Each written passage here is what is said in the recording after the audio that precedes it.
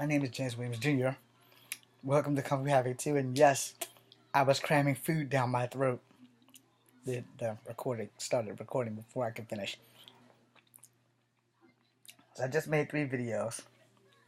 It is a little after midnight. Okay, it's almost 1 o'clock. So this is my last video for the night. I want to talk about some things. Again, some things that need to be said. Some things I probably shouldn't say, and some things I've said before. As I tell you guys, I always make a video about racial shit because racial shit tends to be one of the things that people of color will never ever really be able to escape. Ever. And I say people of color, that is extended to Asians and Mexicans and other foreign people.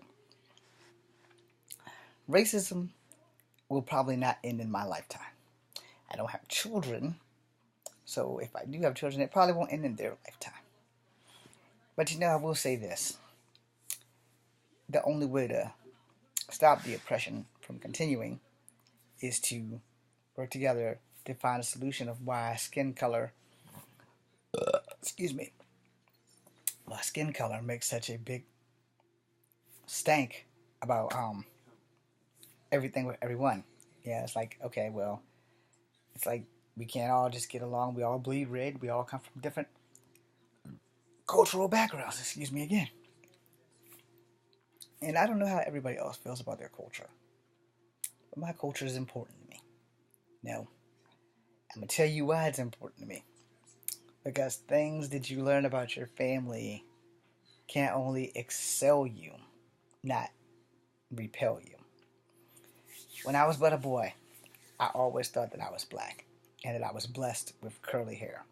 I never knew that I was multicultural because that wasn't something that we talked about in the house.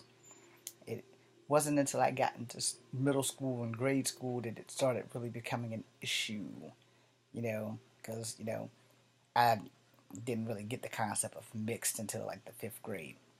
I got it into like the 3rd and the 4th grade when like the racial war happened at my grade school, which will remain nameless. And then in the 5th grade, a teacher named Miss Conrad opened up my eyes to let me know that I was something more. Because we were in class and we were in history, and history's always been my favorite subject. Might not be my best subject, but it was my favorite subject. I never got less than B's in there. So, like I said, might not have been my best subject, but it was my favorite. Native American history came up. I've told you guys this story before. And when she pointed out that I was part Native American, all over these bars of soap that I carved the hell up, that none of them looked like a canoe. They looked like dinghies on crack and shit. And I got my ass beat for every bar of soap that I cut up. But anyway, if not for her, I would have never known that I was part Native American. Because when you're a child, you don't see color and you don't see race. That's some bullshit that we teach the children. It's shit that we should not teach the children. But that's what we do as adults because we're fucking stupid. Children don't see color. Children don't see race. And if we all looked at each other with the eyes of an innocent child, there wouldn't be any racism. There would just be people. And this is the point. They just need to be people. Miss Conrad pointed out that I was part Native American. I didn't believe her. No, I kept telling her, no, Miss Conrad, I am black. I'm black and I am proud. Even had the ace pick with the fist on it, and I just knew that I was black. Couldn't tell me I wasn't black. You could not tell me I wasn't black. I almost went home crying that day. And like I said, I've told the story. And it hasn't really varied. It might have deviated because I've left things out. Because there's some things you just don't want to go home and tell your mom, yeah, the teacher made me cry because she told me I wasn't black. She's not the first person to tell me I wasn't black. So, she just pointed out that I was part Native American. So, I don't know why my mom and them never told me. It just, like I said, it just wasn't something that came up. So, we live in a black neighborhood. My mom looks white. My dad looks black. But both of their ancestors were Native American. Her dad was white and black, and her mom was Native American. His dad was black, and his mom was Native American. So, kids don't see color. I'm going to do a video about my grandmother Ada after this. But anyway, so I'm sitting there and I go home and I'm talking, and this was like not too long before my grandmother Ada passed. And I was like, I never ever saw her as a Native American. I just seen her as my great grandmother. I never saw her as a Native American. Same thing with my grandma Bay. I never saw her as a Native American. I just seen her as grandma. Same thing with my grandma Marie. I've never seen her as anything other than grandma. So when I find out this culture shock, wasn't fucking pleasurable. It hurt me more than it helped me until I embraced it. You know, as once you embrace the truth, you got a better chance of understanding where you come from. And so with me, you know, being told by many of black kids in grade school that you're not black, you're not a real nigga, you're a half nigga because they seen my mom, it affected me on levels that I can't really break down and say out loud. But let's just go from a cellular level, it hurt like a motherfucker. So, you know, and then you you live and you move on. And the summer came that I went to my dad's family down in Smithfield.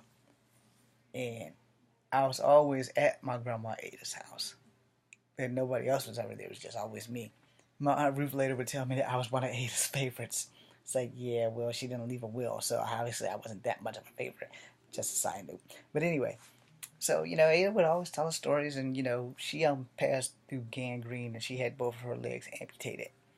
So, those are things that I don't like to bring up, but I do remember. And then I really found out, that we were Native American, and it really touched me right here. But then I was like, well, damn, if I wasn't fucked up before, now I'm totally fucked up. So now I have to go back to school and tell people that I'm not black. I'm black, white, and Native American. Great. Now that gives them one more piece of gas that they can throw in the already smoldering fire. But most of the time, it didn't really fuck with people. Because most people couldn't really tell which Indians I was talking about. Because they didn't know if we were talking about the feathers or the dots. Again, I apologize if that came off kind of racist. But I was saying it so that you wouldn't feel racist if you're watching this. Because a lot of people don't really know the difference between the Native Americans and the Indians. That's Columbus's fault, by the way. So the long and short of that is simple. Freaking, you know, after she passed, there was no more Native American stories with her and my Uncle John and stuff like that. So, and I never even met my great Uncle John. I don't even know if he's alive. And if he is, I'm here. Contact me. Contact me through Ruth Ann. She has my number. Or contact Ruth Ann so she can give me your number. I know you're really old. Anyway, yeah, if you're still breathing, Uncle John, I'm sorry. But if you're still breathing, I'd like to meet the rest of Grandma Ada's family. It wouldn't hurt. Anyway, so I'm close out and just let you guys know, I made these videos because I have things to say and they just need to be said, By finding out that I was part Native American, like it stunned me more than anything else because I was like, damn, what does this mean for me now?